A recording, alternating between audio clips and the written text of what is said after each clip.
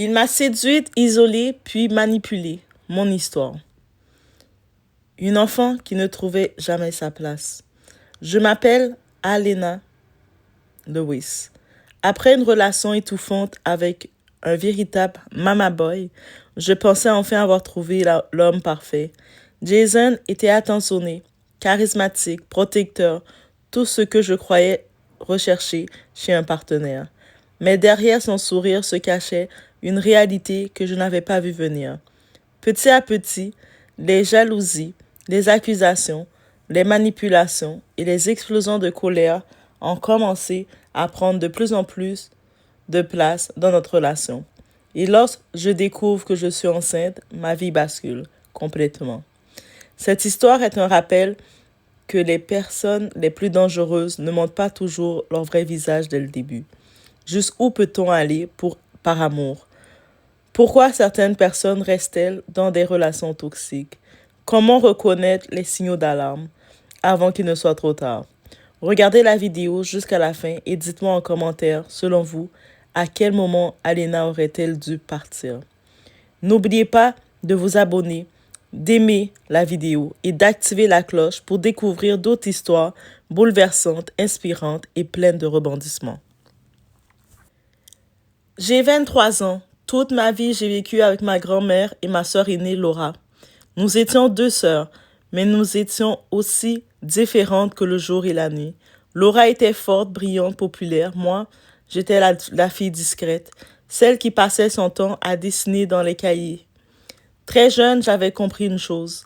L'école et moi n'y sont pas amis. Malgré tous mes efforts, mes notes étaient toujours médiocres. Chaque bulletin me rappelait que je n'étais jamais assez bonne. Et Laura adorait me le rappeler. Arrête de gribouiller et aide donc mamie. Qui t'a dit que je ne l'aidais pas? Laura leva les yeux au ciel. Sérieusement, Alena, t'es bonne à quoi exactement? La remarque me transperça. Tu me fais tellement chier. Ferme-la, petite peste. Je serrai les dents. Notre relation n'avait jamais été saine, jamais. Et sans comprendre pourquoi, je sentais qu'elle me détestait. Le jour où notre grand-mère est décédée, ce fut le début de la fin. Le Mama Boy. Quelques années plus tard, je sortais avec Thomas. Sur papier, il semblait parfait. Gentil, poli, travailleur, mais il avait un problème. Thomas avait une deuxième femme dans sa vie, sa mère. Et malheureusement, elle passait avant tout le monde, même avant moi. Elle avait ses mots de passe, son code de téléphone, ses réseaux sociaux, son emploi du temps, son opinion sur tout, même sur notre relation, et surtout sur notre relation. Un soir, alors qu'il me prenait dans ses bras, j'ai compris. Je ne l'aimais plus. Tu es tellement belle. Je souris faiblement. Ces mots ne me faisaient plus rien. Je savais que c'était terminé. 2 ans de relation pour rien, je méritais mieux. Jason.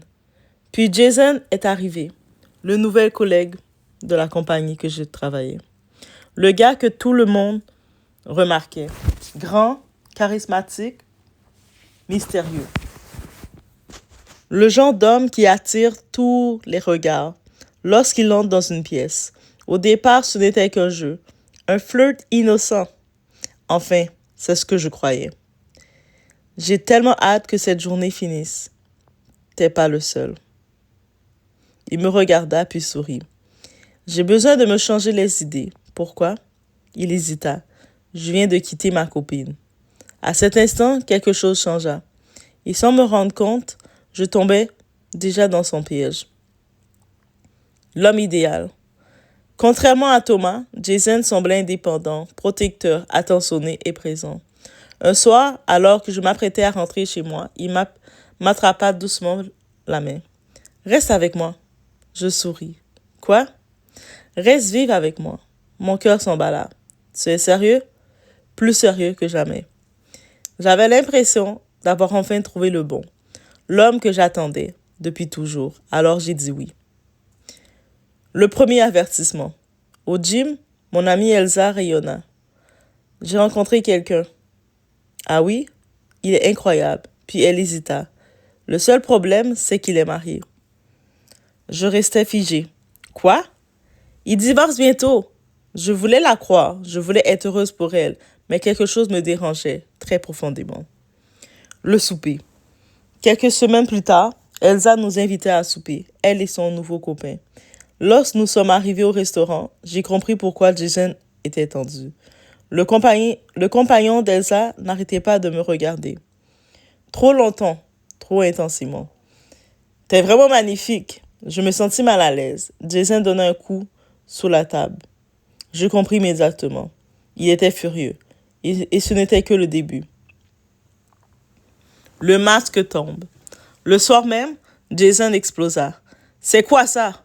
De quoi tu parles? Tu faisais les yeux doux à ce vieux porc. Non, arrête de faire l'innocente. Je restais sur le choc. Je n'avais rien fait. Absolument rien. Pourtant, il me traitait comme une coupable. Pour la première fois, j'ai eu peur de lui. Mais quelques heures plus tard, il revient doux, calme, aimant. Je suis désolée. Je t'aime tellement. Puis il me prit dans ses bras et je lui pardonnais encore.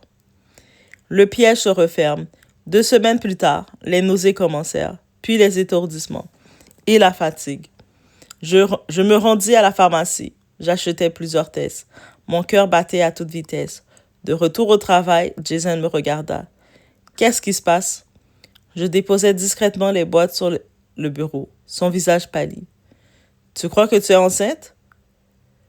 Je baissais les yeux et pour la première fois, j'avais peur de la réponse parce qu'au fond de moi, je commençais à comprendre que l'homme parfait n'existe pas et que Jason cachait un visage que je n'avais pas encore découvert. Morale de l'histoire. Les relations toxiques ne commencent presque jamais par des insultes ou de la violence. Elles commencent souvent par du charme, de l'attention et l'impression d'avoir trouvé la personne parfaite. Lorsque quelqu'un vous fait constamment douter de votre réalité ou vous rend responsable de ses propres réactions, ce n'est pas de l'amour, c'est un signal d'alarme. Cette structure est un schéma.